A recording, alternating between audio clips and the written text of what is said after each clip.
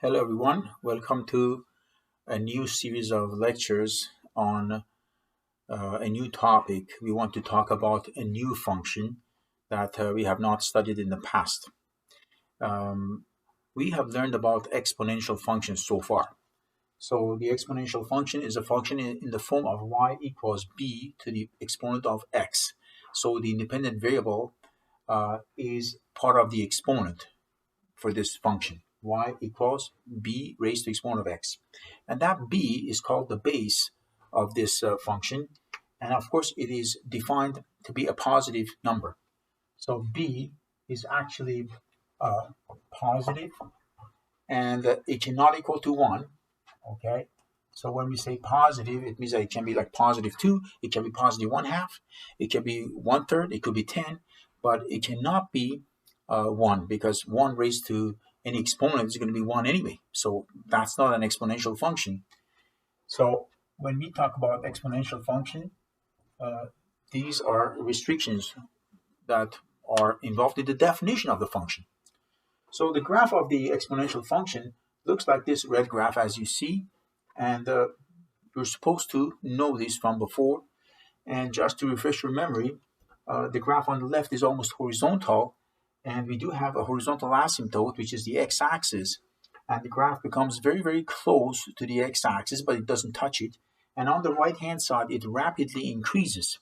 So imagine if you have like 2 to the exponent of x, so 2 squared would be 4, 2 cubed would be 8, and then 2 to the 4 would be like 16, and then the next number would be 32, 64, 128, 256, 512, 1024. So you see that if only x is 10, which is not that big, the y value to the exponent of 10 is 1024.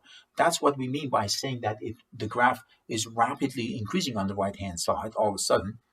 Let alone if imagine x is like 1,000 or 10,000, 2 to the exponent of 10,000. Even your calculator cannot calculate that, because it's an extremely, extremely large number. So on the right side, as x increases, the graph rapidly increases, but on the left-hand side, it becomes almost horizontal if x approaches negative infinity. So this is the exponential function. And about its properties, as I said, we do have a horizontal asymptote. And this horizontal asymptote has an equation that is y equals 0. Okay, it's the x-axis basically. So I may even write it inside the brackets.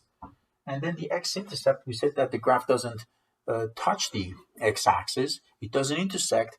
Of course, it becomes very close, but it doesn't touch it. So I would say none. There is no x-intercept for the exponential function. But the y-intercept is always 1. And the reason is very obvious, because whatever base you select, 2, 1/2, 10 million, when you raise it to exponent of 0, you end up with 1. So the y-intercept is actually 1. And we can even write it in the form of um, an ordered pair, like 0, 1 is showing this point here, right there. That's the y-intercept. The domain of the function, well, is a set of real numbers, because we have absolutely no restriction with respect to x. X can be positive, it can be negative, it can be fraction, it can be decimal number, it can be whatever. So the domain is a set of real numbers. X belongs to the set of real numbers. That's the symbol for belonging to the set of. But the range, I would say the whole graph, the red graph, you see, it's all above the x-axis.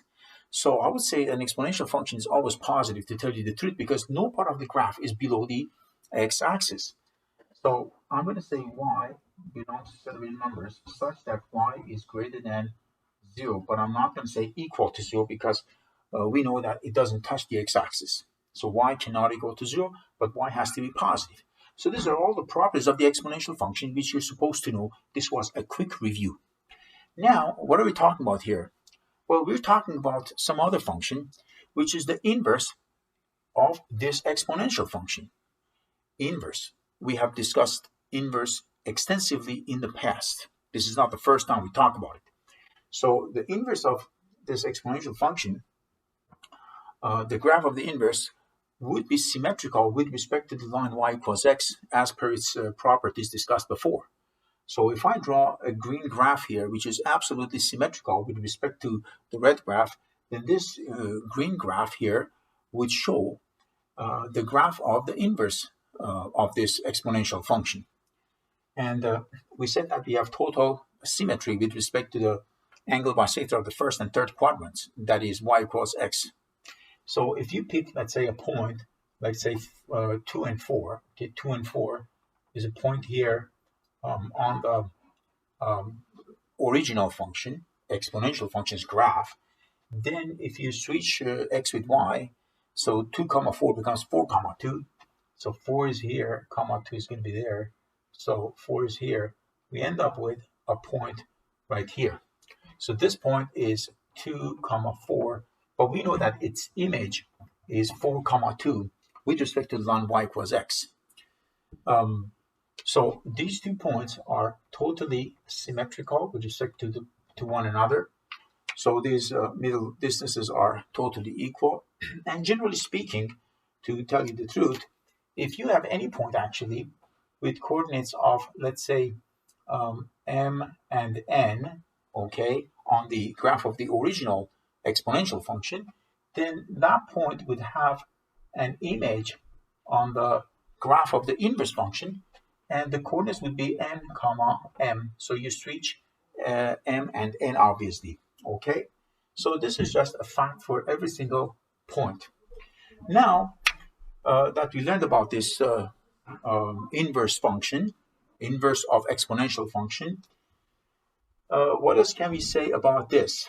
I would say, in order to find the equation of the inverse, we always used to interchange x and y. If you remember, there was a procedure we were following. We were interchanging x and y, and then we were solving for y. That was the procedure to find the equation of the inverse. So now I'm wondering, how can we find the equation of this function whose graph is the green graph here? So I go y equals b to the x. If we interchange x and y, so x would equal to b to the exponent of y. There you go. So this is the equation of this new graph. So I write x equals b to the exponent of y. But the thing is that we never start a function by x equals. We always use y equals to represent functions. For example, think about it. Y equals mx plus b. That was the linear function, wasn't it? Or y equals x squared, quadratic function. Y equals absolute value of x. Again, y equals sine x. Y equals 2 to the exponent of x. Or y equals square root of x. Y equals reciprocal function 1 over x. As you clearly see, we always start a function by saying y equals, or generally speaking, f of x equals, some function of x. But this is the first time ever we see that we have started writing x equals. So nothing is wrong with that, but the thing is that it's out of the ordinary, basically. So mathematicians have decided, they said, okay, you know what? This is what we're going to do. We're going to say y equals, just like we have always said that. We're going to start with y equals. But here on the right side, we're going to define a new function called logarithmic function. This is the first time I'm mentioning the word. So log of x to the base b. So they define y equals logarithm of x to the base b. Instead of saying x equals b to the exponent of y, which is an exponential form, they're using this new form called logarithmic form. And logarithm is actually a function. So we see that these two can be used interchangeably, but we will always use the second form. Now here b is called the base of the logarithm, and this is not something new that we invented. It comes from all definitions we have before. So the base of the logarithm cannot equal to 1, and it has to be positive, like it has always been like that. And x is the argument of the logarithm, and this has to be positive. This has to be positive because, as you see, the green graph is only on the right-hand side of the y-axis. It doesn't even touch the y-axis, okay? So that's why we say x, the argument of the logarithm, has to be positive. It can't be negative. Basically, logarithm of negative numbers on the left-hand side of the y-axis is undefined, okay? So what are the properties of this logarithmic function, so-called logarithmic function? The asymptote, do we have a horizontal asymptote? No. Instead, we have a vertical asymptote. So this time we have vertical asymptote. The equation is x equals 0. The name is logarithmic function. Okay, x equals 0 is the vertical asymptote for the logarithmic function. X-intercept, well, yes, the exponential function had a y-intercept of 1, but now we have an x-intercept of 1. You see? So x-intercept is going to be 1. In terms of an ordered pair, you can say 1, 0. The y-intercept, well, it doesn't intersect the y-axis. Before, the exponential function was not intersecting the x-axis, but now its inverse does not intersect the y-axis. So here I'm going to say none. So a logarithmic function doesn't have a y-intercept. The domain of the function, we just mentioned it. You see that the whole graph is on the right-hand side of the y-axis. Therefore, we're going to say the domain is all real numbers that are positive. Okay, not even 0. And the range instead, you see from negative infinity all the way to positive infinity, all the points on the graph are stretching with different y coordinates, sometimes negative, sometimes positive, below the x-axis, above the x-axis. So we're going to say y belongs to the set of real numbers. Of course, this is not something new, because we knew that domain of any function is equal to the range of its inverse function, and vice versa.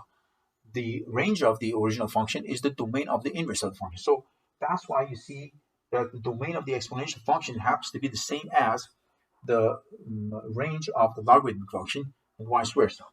So this is comparing the properties of logarithmic function and the exponential function. So from now on, if somebody asks you what is the inverse of an exponential function, you're going to say, well, it is called a logarithmic function. Okay, so I'm going to write this down here now.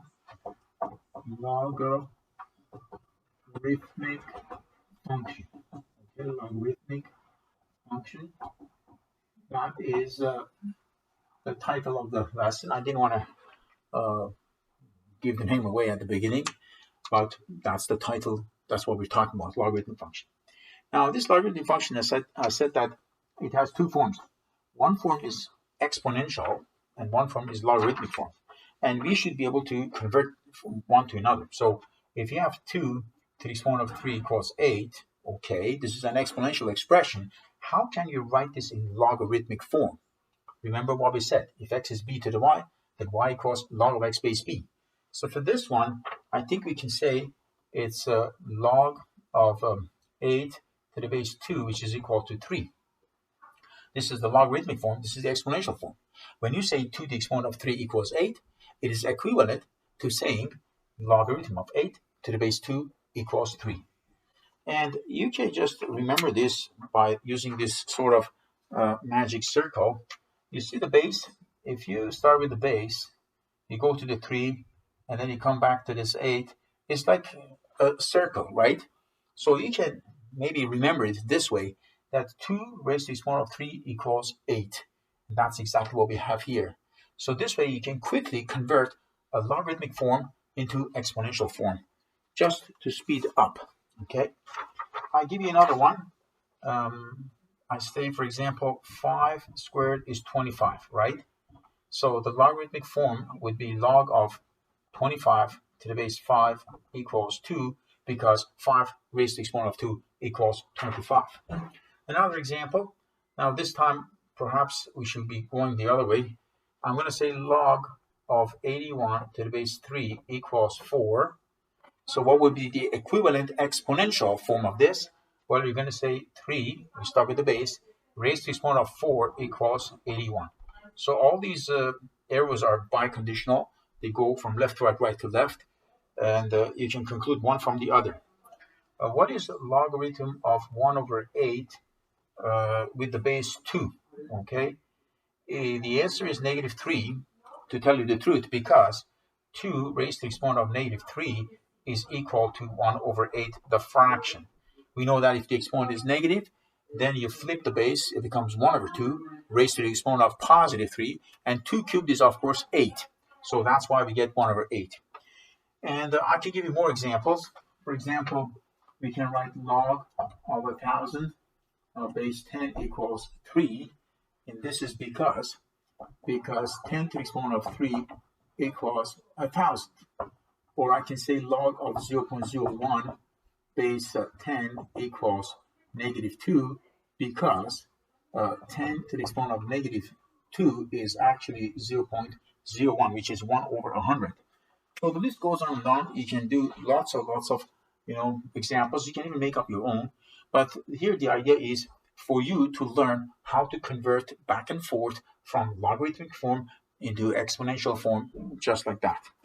Another thing I want to add here is that the base of the logarithm, which is b, okay? So let me label this graph as y equals log of x base b, okay? Because that's another form of, labeling the graph of this function.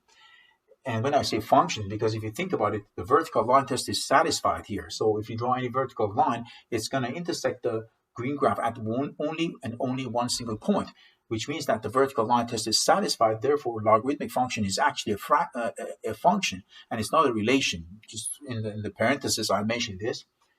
What I wanted to add, yes, I just want to say the base of the logarithm, sometimes it is 10, okay? If it is 10, then we don't bother writing it by convention. So you just write log of x. So when you see there's no base mentioned, don't think that somebody forgot to mention the base. It is understood to be 10, and it is called common logarithm, okay? So common logarithm is a logarithm whose base is exactly equal to 10. And there's another type of logarithm where the base is actually a number which is denoted by letter e. E is an irrational number which is approximately equal to 2.718281 and ... It's just like pi. Remember, pi is 3.141592.6, just like that. Pi is an irrational number which is like a decimal number which is non-terminating, non-repeating. So e is just another number that comes from calculus, and it's approximately equal to 2.7. Okay, it's not a big deal, just it's a number. You will learn more about it in future courses you take. But if the base of the logarithm happens to be this weird number, this irrational number e, then in that case, this is called a natural logarithm. Okay, so natural logarithm is when the base is equal to e. And the short form is ln of x, ln of x. And I want to reveal a secret that you didn't know so far. On your calculators, there's a button there. I don't know if you see. The button, all these years you thought this is the in button, and you were scratching your head. You're going to say, what is this in button here? It's not in button. Actually, it's ln. It's not in. It's ln, which is called natural logarithm. Okay?